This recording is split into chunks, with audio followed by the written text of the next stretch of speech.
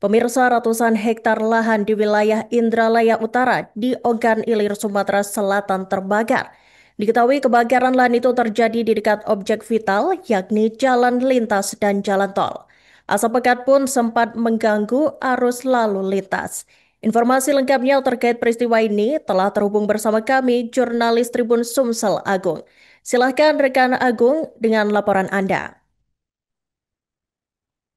Ya, selamat siang rekan Iraka. Dapat kami laporkan proses pemadaman kebakaran lahan di wilayah Desa Rambutan, Desa Sungai Rambutan, Kecamatan Indralaya Utara, Ogan Ilir masih dilakukan oleh tim gabungan dari TNI, Polri, BPBD, dan juga Manggala Agni.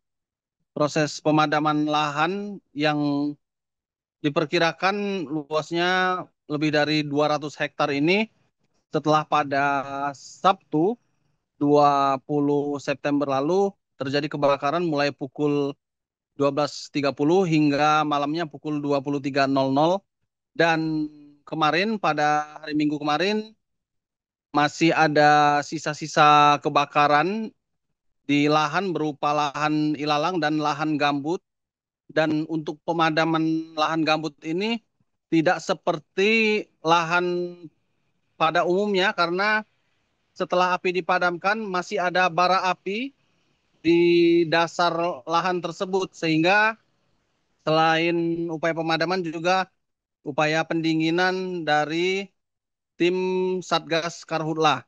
Dan saat ini situasi di lokasi lahan yang terbakar sudah padam, meskipun saat ini tim masih berjaga karena mengantisipasi kebakaran susulan, mengingat 90% kebakaran lahan di Ogan Ilir ini karena faktor kesengajaan. Artinya ada pelaku yang memang sengaja membuka lahan dengan cara membakar.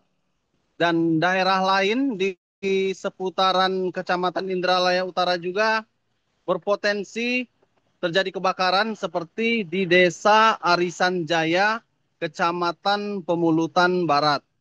Akibat kebakaran ini sempat terjadi asap pekat yang melanda jalan lintas Sumatera ruas Palembang Indralaya, dan setelah pemadaman